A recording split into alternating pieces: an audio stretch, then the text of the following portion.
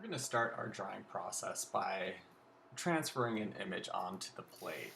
Lithography is chemically based, which means that it's difficult for us to erase or modify our drawings once that they are on the plate. And especially in plate lithography, we can't do subtractive drawing methods where we could sand out areas or carve out areas like we could on stone. So it's not a bad idea to start your image with some kind of idea of how you want it to work in the area. Some people like to draw directly on the plate, some people like to plan out before. So we're going to make some iron oxide transfer paper here that will not affect the chemistry of lithography and will help us to have some guidelines that we can then start our drawing around on the plate.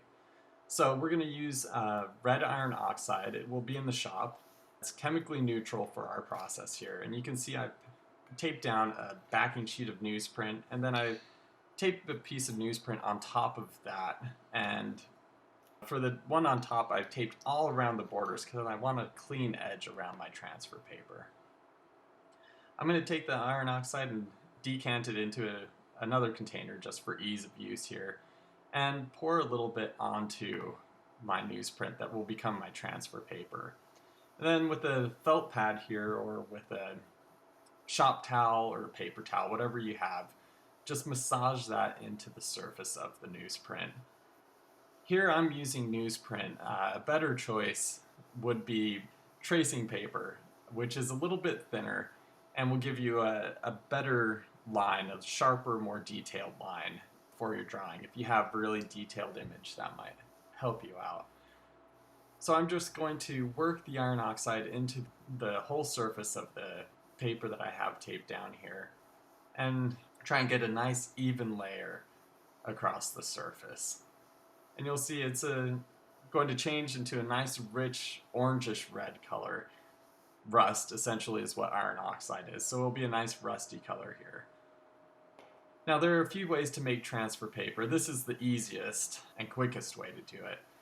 I could also use, say, a piece of tracing paper and mix the iron oxide with some denatured alcohol. And that gives you a really rich surface, but can also deposit so much iron oxide onto the transfer paper that when you transfer that to your plate, there'll be enough iron oxide material on the plate to actually inhibit the drawing material, the pencils and crayons that you'll be using, from hitting the plate and sticking to the plate. So there'll be a barrier between the drawing material and the plate of iron oxide. And that becomes problematic as we rely on the chemistry of those greasy materials against the plate to define our image. So once I've completed massaging that iron oxide into the paper, I'm going to go ahead and take the tape off my borders here. And you'll notice my hands are dirty, my tape is dirty. The iron oxide will get everywhere as you make transfer paper, which is one reason using the tracing paper and denatured alcohol method is nice. It doesn't quite get as dusty around your surface. And you want to be extra diligent with the iron oxide in the cleanup. You'll see in a minute here. Any little speck of dust will make a huge mess in the shops, and there's nothing worse than having to clean up iron oxide before you do anything, or finding out that it transferred to your good printing paper. So here you can see I have nice borders around my sheet of transfer paper, and I'm just going to knock off any extra dust and then set that sheet aside. It's ready to be used. And I'll pull up my backing sheet and dump off any extra iron oxide back into the container. The contamination, we don't get much contamination out of this, so it shouldn't affect us in any way. So I'll pull up that sheet, shake out any extra iron oxide into the container here.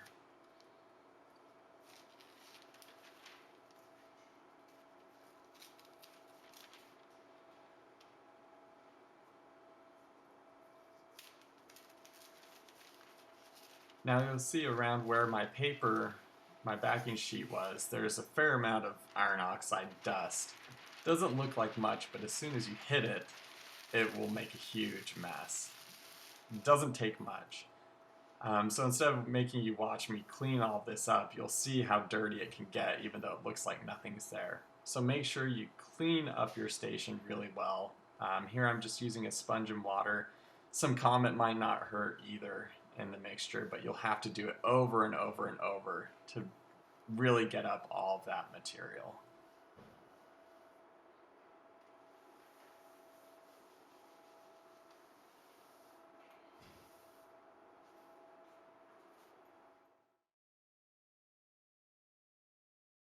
Begin transferring. I'll take my clean plate that I've prepared and a sheet of paper that has ultimately the paper size that I want to print on drawn out on it and marked for the borders. And I'm going to center that up on the plate that I have used and try and give myself 1-inch margins at least on each of the edges. Then I'll take the transfer paper that we made earlier and use that to transfer that onto the plate. So the borders describe the edge of the paper I'm going to print on, not the image size, but the paper I'm going to print on. And I'm going to mark the centers of the two edges on the short sides of the plate. And I just want to measure between the borders that I've drawn out to describe my paper size and mark some centers on there. So just center up in between those two lines and give yourself two little lines that will mark those centers for you. Now your paper size, you don't want to be bigger than the plate.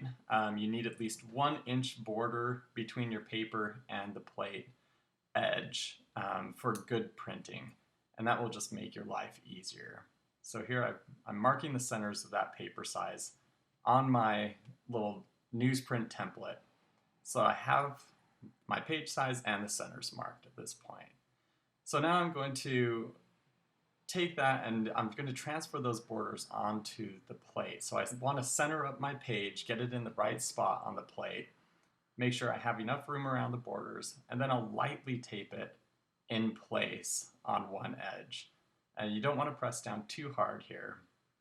And I'll just flip that up so that it stays in place. And just be careful not to move your plate.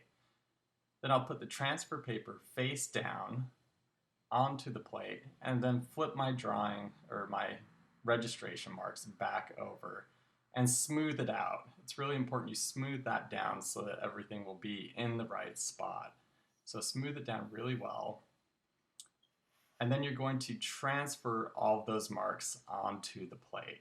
Now you really only need to transfer the registration marks at this point, but I find it helpful to know where the edges of my page are as I'm composing. So I'm going to use my pencil, and at this point it's actually a little bit better to use the needle, the teasing needle that you had before. You can use a pencil or anything else, but I like teasing needles because they make a finer line. And I'll just go ahead and trace those out. And I want to make sure that I'm keeping square, so I'm using my carpenter square here.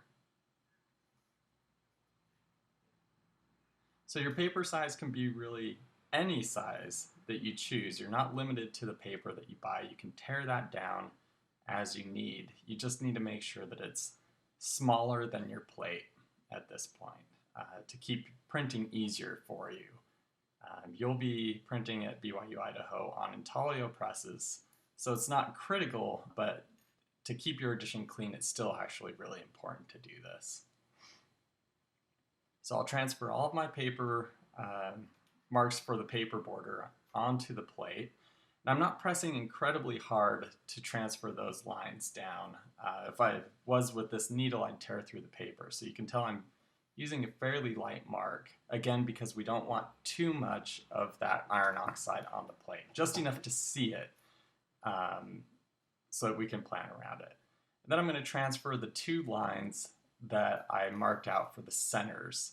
And these are called the T and the bar registration marks.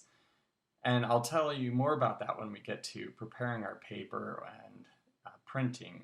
But it's important to just transfer those. Now here I could have transferred both of them, but just to give you an example, sometimes you don't need to transfer anything but the T and bar. So a large sheet of transfer paper is a little ridiculous.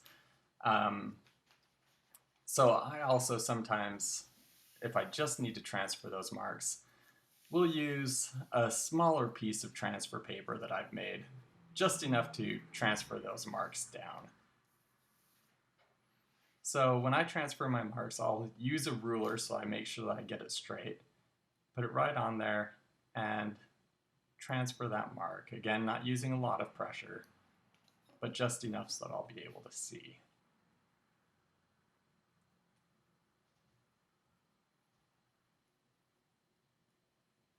Now once I have those marks transferred, for the T in the bar, not for the whole paper mark, but just for the T and bar, you need to carve those into the plate.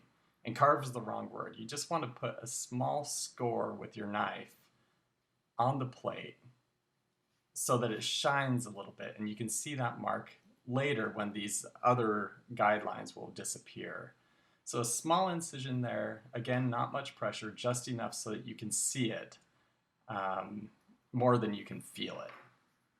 So I have the T on the one side and the bar on the other. So I'll mark a T on one side, that was the close-up you saw, and the other I just need that bar, not another T. So now I have the borders of my paper and the T and the bar.